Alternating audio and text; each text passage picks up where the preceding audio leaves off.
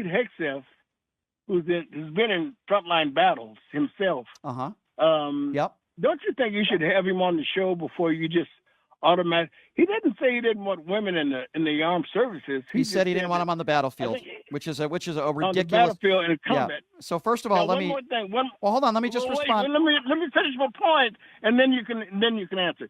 The Israeli army years ago, they had women on the front lines, yes, and they did. Pulled back from that. Which I disagree with. Back from that too. Which I disagree with.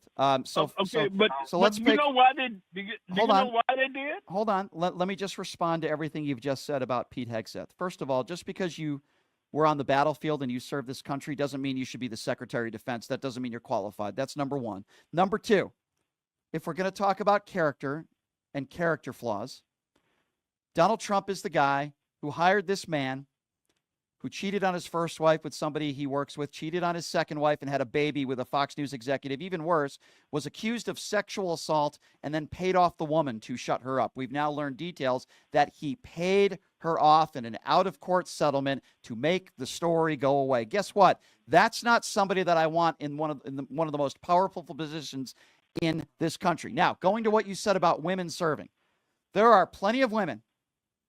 And you've listened to people that have called into this show that have served, by the way. Plenty of women in this country that are more tough, mentally and physically, than men that are on the battlefield. Now, everybody should have to go through the same test, a physical and mental test. And if you're a female and you can pass that physical and mental test, then you should be allowed to serve on the battlefield just as much as any man can. If you can't pass the test or you want to make it more difficult, when it comes to the physical aspects of the test, then I'm okay with that. But if you can pass that test as a woman, you should be allowed to serve on the battlefield. And I'm not surprised, Herb, that a guy like Pete Hegseth, who has treated women terribly his entire life, would also make a ridiculous claim that he doesn't believe women should serve on the battlefield. That's my opinion on that.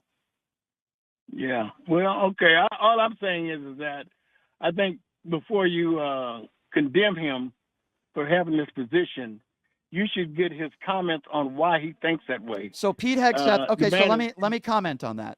So first of all, as you know, Herb, because I think you've been listening to the show for a while now, I will invite... A long time. Good. Well, I appreciate that. I would invite anybody on this show that I disagree with. I can guarantee you Pete Hegseth would never do this show. Not because I don't have the listenership, nothing to do with that or the platform.